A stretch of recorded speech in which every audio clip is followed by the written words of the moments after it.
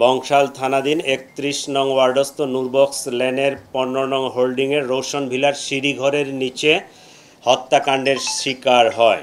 এই জোবায়েদ বার্জিস সাবনাম বর্ষা নামে ১৮ বছরের একটা মেয়েকে প্রাইভেট পড়াতেন।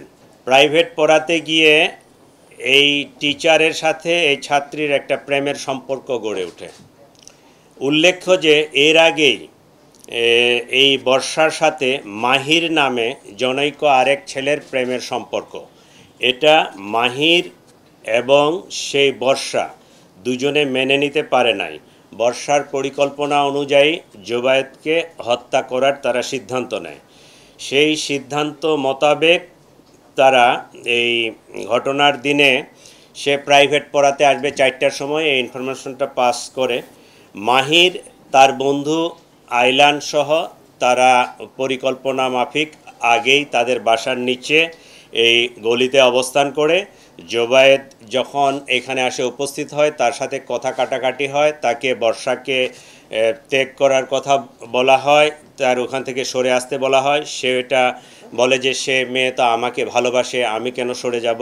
এই এক পর্যায়ে তর্কাতর্কির পর্যায়ে এই চাকু দিয়ে তার গলায় পোঁচ দিলে জোবায়েদ রক্তক্ষরণে, অতিরিক্ত রক্তক্ষরণে সেখানে মারা যায়। এই ঘটনায় আমরা মোহাম্মদ মাহির, বার্জিস সাবনাম বর্ষা মেয়েটা এবং মাহিরের যে বন্ধু ফারদিন আহমেদ আইলান, তিনজনকেই আমরা গ্রেপ্তার করতে সক্ষম হয়েছি। আমরা যেটা তদন্তে পাইছি, মাহির কোনো এক সময় ওই বাসায় ওখানে ভাড়া থাকতো। তো আগে থেকে ওই মেয়েটার সাথে পরিচয় দীর্ঘদিনের, কিন্তু প্রেমের সম্পর্কটা অনুমান ১.৫ বছর ধরে। আগে তো ছোট ছিল, ওই একজন আরেকজনকে চিনতো, জানতো, প্রতিবেশী। প্রেমের সম্পর্কটা ১.৫ বছর ধরে।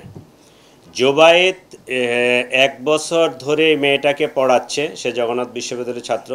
মেয়েটা এর প্রতিও দুর্বল হয়ে যায় জোবায়েদের প্রতি। এই এখন তো ওই যে মাইন্ড হচ্ছে টিল্টিং, যখন মাহিরের কাছে যায় তখন মাহিরের, যখন জোবায়েদের কাছে যায় তখন জোবায়েদের। ঠিক আছে?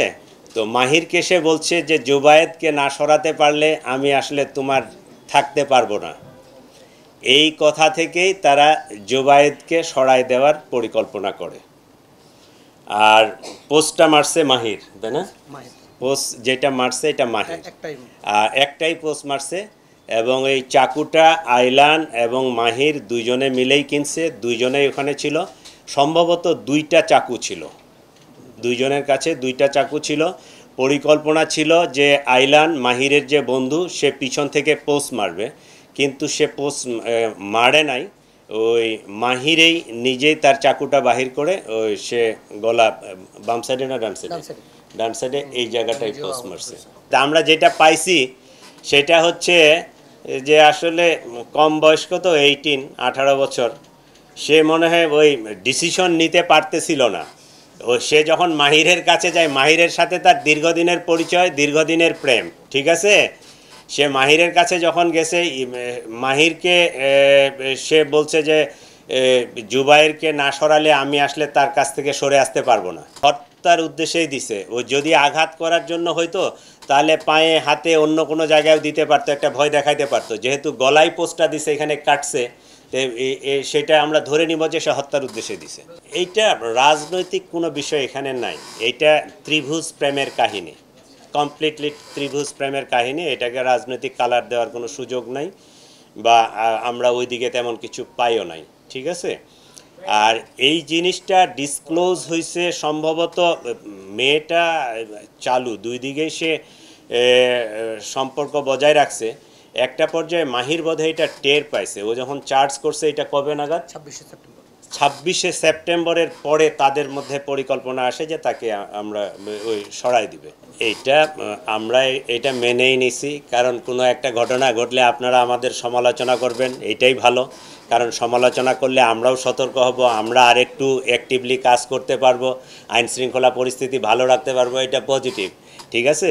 কিন্তু ঢাকা শহর ২-২.৫ কোটি মানুষ বসবাস করে, এখানে যে রিক্সা শ্রমিক থেকে শুরু করে ওই বিলিয়নার মিলিয়নার লোকজনও বসবাস করে। Varieties of people, varieties mentality. Crime যে ২-৪টা হবে না এইটা নিশ্চিত বলা যাবে না, পৃথিবীর সব বড় বড় শহর নিউ ইয়র্ক বলেন বা অন্যান্য শহরগুলো দেখেন, ওদের ক্রাইম স্ট্যাটিস্টিক্স দেখেন আমাদের চেয়ে বেশি। আমরা সেই তুলনায় আমরা মনে করব যে আপনাদের সহযোগিতায়, আমাদের সহযোগিতায়, সকলেই মিলে আমরা ঢাকা শহর অনেকটা নিরাপদ। 100% হয় আমি বলতে পারবো না যে একেবারে 100% ক্রাইম ফ্রি, এটা করাও সম্ভব না, বাট আমরা এইটা চেষ্টা করি যে সবসময় একটা সহনশীল মাত্রায় যেন থাকে।